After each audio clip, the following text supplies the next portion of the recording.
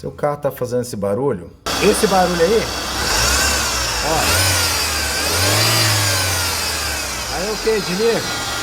Esse daqui é o esticador principal. Então esse barulho que fica igual carrinho de fricção, o que que acontece? Esse daqui que tá liso aqui, não faz barulho assim, ó, rodando. Mas lá, quando tá tensionado, faz barulho. Então presta atenção nessa dica também, tá? Nessa observação aqui para você... às vezes você, deve ser o alternador, mas muitas vezes pode ser ele, quando ele está tensionado, mesmo você tirando ele, não faz barulho nenhum, pode ser o próprio rolamento que está fazendo esse barulho, beleza? Então, você já viu, você já tirou esse rolamento aí sem fazer barulho e quando você coloca no lugar faz barulho?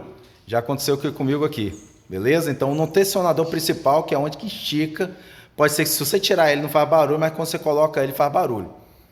E foi descobrir isso na dificuldade aqui, trabalhando aqui na Master Day. É isso aí, galera. Deixa o seu like e compartilha. E quando ele tá frisadinho também faz barulho também. Valeu! Aí trocamos aqui, ó. Olha só como é que tá rodando perfeitamente. Agora vocês vão ver a diferença, o antes e depois. Troquei, galera. Olha só, dá uma aceleradinha aí, vai. Aí, beleza. Aí, viu a diferença? É isso aí, fica top. Valeu!